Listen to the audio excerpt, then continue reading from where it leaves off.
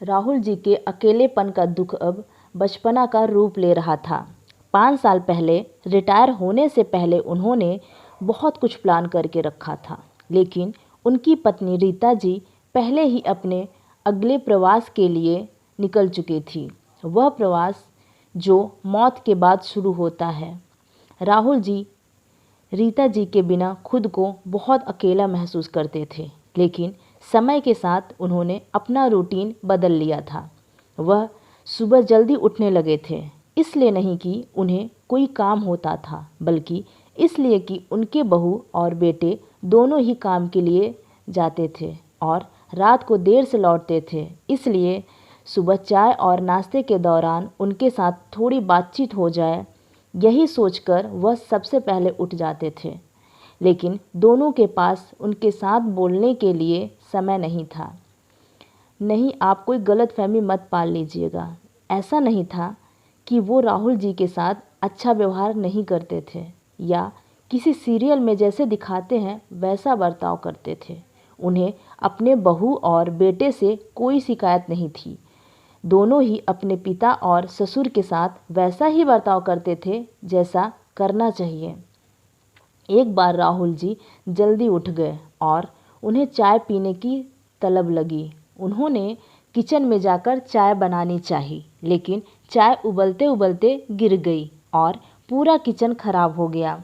बहू ने कुछ नहीं कहा, लेकिन गुस्सा ज़रूर दिखाई दिया। उस दिन बेटे ने कहा, बाबूजी, हमारा पूरा काम खत्म होने के बाद मैं आपके लिए चाय लेकर आऊँगा आपके कमरे में। एक बार उन्होंने अपने पोते से कहा, चलो मैं तुम्हें स्कूल तक छोड़ देता हूँ। तो पोते ने कहा, दादाजी, आपको आने की ज़रूरत नहीं है, मैं अब बड़ा हो गया हूँ। अगर आप मेरे साथ आएंगे तो बाकी बच्चे मेरा मजाक उड़ाएंगे और कहेंगे कि अकेले आने से डर लगता है, इसलिए दादाजी को साथ लेकर आता है। उस दिन से राहुल जी चाहे सुबह कितनी भी जल्दी उठ जाएं, वो अपने कमरे में ही रहते थे। हॉल में क्या चल रहा है इसका अंदाज़ा लेने के बाद ही बाहर आते थे।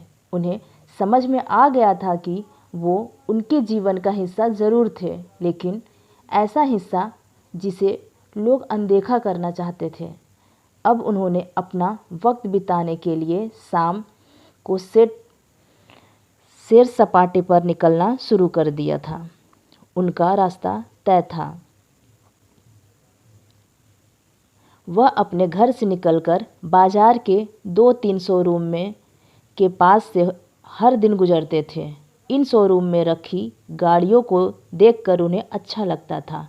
उन्हें पहले से ही गाड़ियों का शौक़ था, इसलिए यहाँ उनका समय अच्छा कटता था।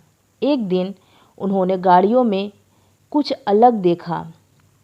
कई नई और ब्रांडेड गाड़ियों के बीच एक पुरानी गाड़ी को अलग रखा गया था।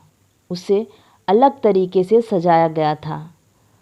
कुतूहलवश उन्होंने अंदर जाकर देखा और एक नए चमचमाते कपड़े पहने हुए सेल्समैन ने उनकी तरफ आकर कहा, आइए सर, कौन सी गाड़ी देखना चाहते हैं आप?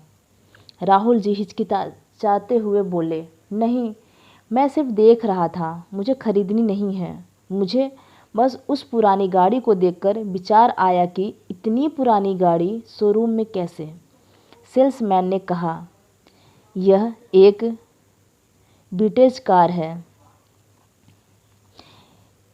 इसे हमारे शहर के राजा ने आज़ादी से पहले खरीदी थी। राहुल जी ने पूछा, हर नई गाड़ी पर उसकी कीमत लिखी हुई है, लेकिन उस पुरानी गाड़ी पर कोई कीमत क्यों नहीं लिखी हुई? क्या इसे बेचना नहीं है? सेल्समैन ने जवाब दिया, ऐसी विंटेज गाड़ियों की कीमत पहले से तय नहीं होती। इनका सही मूल्य उनके सही कस्टमर को ही पता होता है। अगर संक्षेप में कहूँ तो यह गाड़ी महंगी से ज़्यादा मूल्यवान होती है।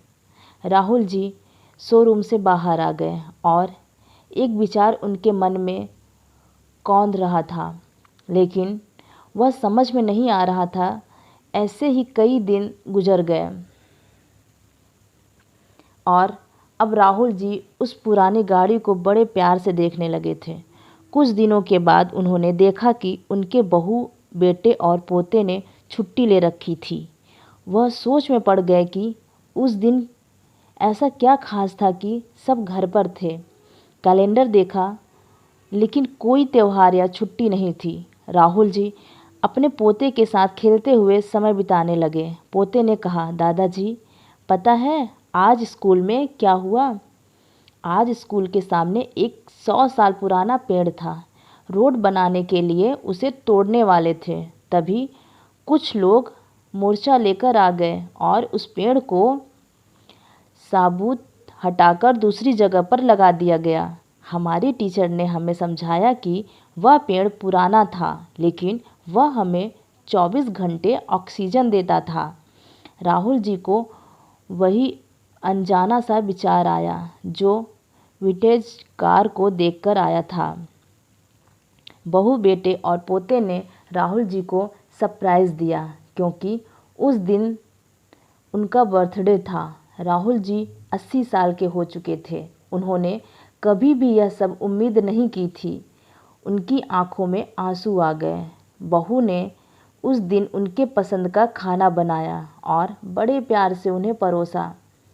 सभी ने राहुल जी के साथ पूरा दिन बिताया और ढेर सारी बातें की। तब राहुल जी को वही फीलिंग आई जब उन्होंने विंटेज कार को देखा था। उन्होंने समझा कि पहले वह विंटेज कार, फिर यह 100 साल पुराना पेड़, सब एक इशारा थे।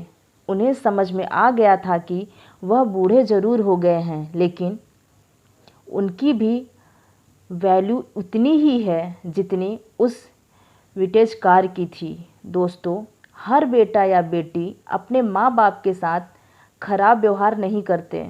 कभी कभी माँ बाप भी अपने अकेलेपन के चलते निगेटिव सोचने लगते हैं। इस कहानी को उन सभी माँ बाप और बेटा बेटियों के साथ शेयर करें जो एक दूसरे को बेहद प्यार करते हैं, लेकिन कुछ परिस्थितियों और गलतफहमियों की वजह से दूर होते जा रहे हैं। दोस्तों, कहानी पसंद आई हो तो एक लाइक और अपने दोस्तों से शेयर करना मत भूलना, और ऐसी ही कहानियों के लिए हमारे चैनल को सब्सक्राइब करें। धन्यवाद।